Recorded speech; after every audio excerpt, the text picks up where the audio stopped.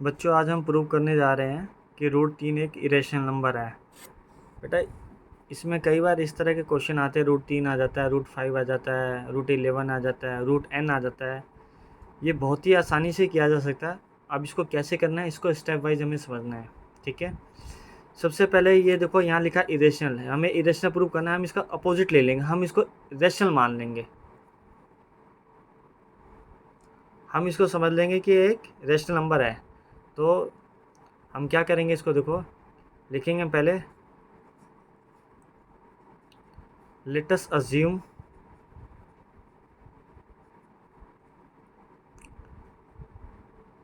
√3 is a rational number। ये हमने इसको मान लिया कि ये एक रेशनल नंबर है। अब अगर ये रेशनल नंबर है तो आपको पता है रेशनल नंबर को हम किस फॉर्म में लिख सकते हैं। हेंस हम √3 को लिख सकते हैं a/b। आपको पता होगा रेशनल नंबर को a/b में लिखा जा सकता है, जिसमें b क्या होता है, 0 नहीं होता, 0 नहीं हो सकता।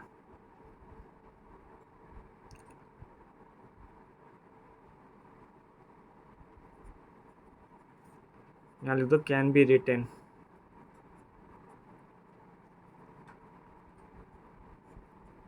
इन the form of a and b।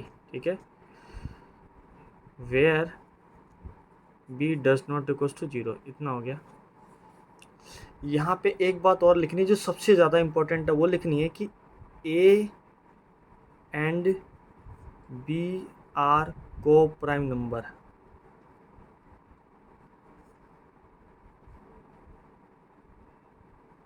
को प्राइम नंबर, अब आप ये सोच रहे हो को प्राइम नंबर क्या होता है। को प्राइम नंबर वो नंबर होता है जिसका जिन दो नंबरों का फैक्टर सिर्फ 1 होता है, मतलब एक ही फैक्टर होता है, वो भी 1 होता है। जैसे मान लो मैंने यहाँ लिख दिया, यहाँ पे 25 लिख दिया और यहाँ मैंने लिख दिया 21। अब इन दो नंबर का कोई फैक्टर है जो इन दोनों को कट करता हो, जिनके टेबल में ये नंबर आते हैं? तो ऐसा कोई नहीं है, सिर्फ 1 को छोड़ के। एक 1 है जो इसका फैक्टर है। तो इसका मतलब क्या है, हमने ए और बी को जो माना है ये को प्राइम नंबर है, यानी इनका एक ही फैक्टर है। कौन सा है वो? 1 है। यानी हम लिखेंगे नो फैक्टर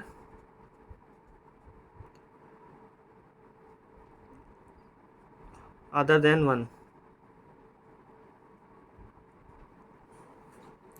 इसमें थोड़ा लैंग्वेज का थोड़ा दिक्कत है, लैंग्वेज थोड़ी ज़्यादा लिखनी पड़ती है इसमें, बाकी है नहीं कुछ भी है। तो पहले let us assume √3 is a rational number ले लो, इसको इस फॉर्म में लिख लिया। ये लिखने के बाद आपको क्या करना है बच्चे, ध्यान से समझना। अब हम लिखेंगे √3 जो है उसको मैंने a/b ले लिया। हम क्या करेंगे, बोथ साइड स्क्वायर कर देंगे, दोनों तरफ स्क्वायर कर देंगे। तो यहाँ भी स्क्वायर होगा, a² और b² हो गया। √3 का स्क्वायर आपको पता है, √3 का स्क्वायर 3 होता है, और ये a² रहेगा और ये b² रहेगा। अब ये जो b² है इसको यहाँ लेके आओ, 3 यहाँ लेके आओ। मैं ऐसा क्यों कर रहा, अभी मैं बताता हूँ आपको। ये देखो, ये मैंने किया, मैंने ऐसा क्यों किया बताता हूँ आपको। देखो, अब यहाँ पे a² को कौन डिवाइड कर रहा है? 3 कर रहा है। ये जो a² है डिवाइड बाई 3 है, तो हमें क्या मिलता है? b² मिल रहा है। मिल रहा है कि नहीं मिल रहा है? यहाँ देखो ना, इक्वल लिखा है, यानी मिल रहा है। आप खुद सोचो, जैसे मैं अगर 6 को 2 से डिवाइड करूँगा तो मुझे 3 मिलेगा। अगर मैं 7 को 7 से डिवाइड करूँगा मुझे 1 मिलेगा, यानी कुछ तो मिलता है ना डिवाइड करने पे। तो अगर मैं a को अगर मैं 3 से डिवाइड करता हूँ और मान लो मुझे c मिलता है, तो कुछ तो मिल ही रहा है ना। उसी तरह यहाँ पे a² को डिवाइड कर रहे हैं 3 से। अब हमारे पास एक थ्योरम है, आपकी बुक में होगी वो थ्योरम। उस थ्योरम में लिखा हुआ है कि अगर कोई प्राइम नंबर p है, सपोज करो, वो अगर किसी स्क्वायर को डिवाइड करते हैं, यानी किसी नंबर को डिवाइड करता है, सपोज करो a² को डिवाइड करता है, ये p a² को डिवाइड करता है, तो वो p जो है a को भी डिवाइड करेगा, ऐसे। ये थ्योरम है। तो यहाँ पे देखो a² को कौन डिवाइड कर रहा है? 3 कर रहा है, तो ये 3 a को करेगा ना। तो आपको लिखना है 3 divides a square, therefore a will also divide, sorry यहाँ 3 आएगा, 3 will also divide a। यहाँ पे 3 जो है ए स्क्वायर को डिवाइड कर रहा है, साफ क्लियर दिख रहा है, तभी बी स्क्वायर मिल रहा है। तो 3 डिवाइड्स ए स्क्वायर, एक मिनट इसको 3 divides a square, therefore 3 will also divide a। ठीक है, अब अगर 3 a को डिवाइड करेगा तो कैसे डिवाइड करेगा, ऐसे करेगा, a/3 करेगा, ऐसे करेगा। अब a को अगर 3 डिवाइड करेगा, 3 a को डिवाइड करेगा तो हमें कुछ ना कुछ वैल्यू मिलेगी ना, हम उस वैल्यू को मान लेते हैं हमें c मिलेगा। ठीक है, इसको लिख दे सम इंटीजर है, ये इंटीजर है। ठीक है, ये ब्रैकेट है। अब a की वैल्यू क्या हुई, 3 यहाँ जाकर मल्टीप्लाई हो जाएगा, तो a क्या हुआ 3c हुआ। आप खुद देखो, जैसे यहाँ 7, यहाँ देखो 6 है, 6 डिवाइड बाई 2 है तो 3 मिल रहा है, तो 2 3 जा 6 मिला ना 6 ये। इसी तरह आप 8/2 कर लो, क्या मिलेगा 4, तो 2 4 जा 8, तो ये 8 मिला ना। तो इसी तरह अगर 3 को c से मल्टीप्लाई करेंगे a मिलेगा, तो a इक्वल्स टू 3c आ गया। अब यहाँ पे जो ये वैल्यू आई है a की 3c की, ये वाली वैल्यू ना आपको इस वाली वैल्यू में पुट करनी है यहाँ पे। ठीक है, इस a स्क्वायर पे रखनी है, इसकी इस a की वैल्यू को। तो अभी हमारे पास वहाँ क्या था, b स्क्वायर था, रख लो, a स्क्वायर की जगह आ जाएगा 3c।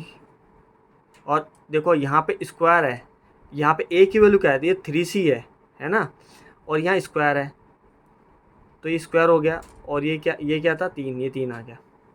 मैंने यही नंबर सेम उतारा है, बी स्क्वायर इक्वल ए स्क्वायर की जगह में ये 3c लेना है मेरे को, और 3। अब यहाँ पे देखो, इसको थोड़ा और आगे कर लेते हैं।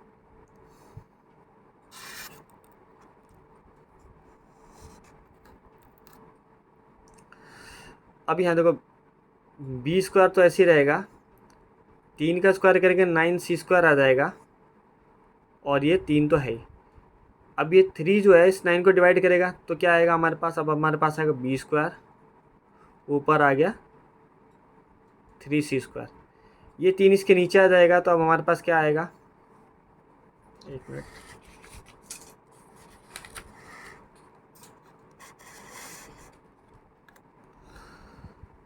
अब हमारे पास आएगा बी स्क्वायर अपॉन में 3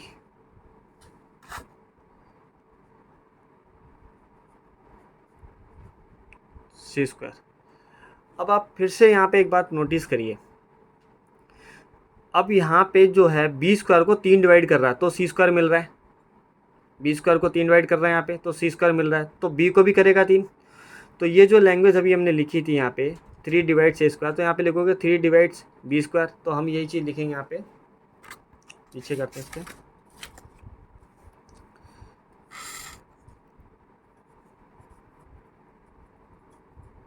three divides b square, therefore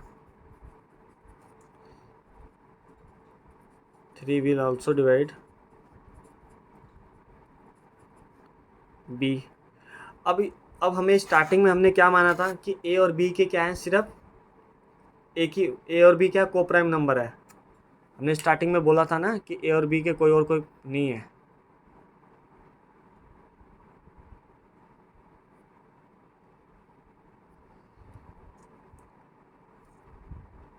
but a and b were coprime number,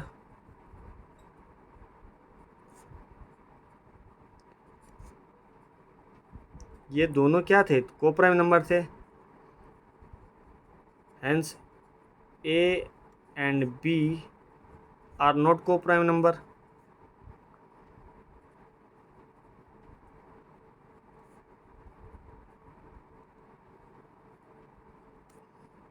because 3 is a factor of a and b।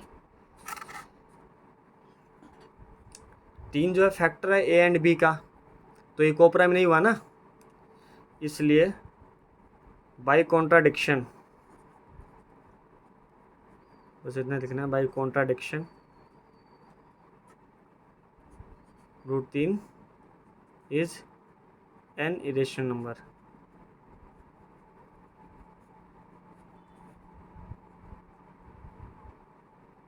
ये हो गया प्रूफ।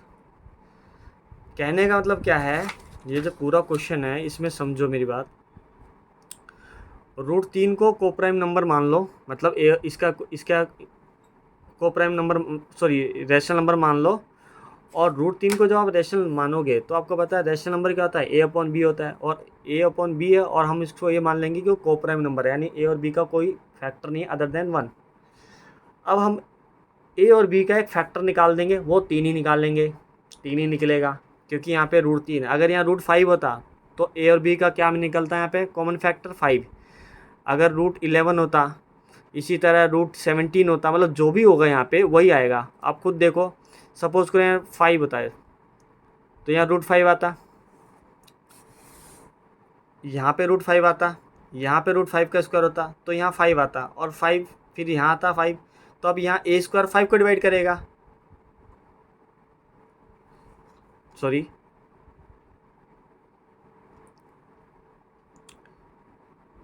यहाँ पे 5 आएगा तो 5 ए स्क्वायर को डिवाइड करेगा तो 5 ए को भी करेगा। इसी तरह ये हमारा होगा, मतलब कोई भी नंबर आ जाए आपको हमेशा यही फॉर्मेट आपको लगाना है, ज़्यादा मुश्किल नहीं है।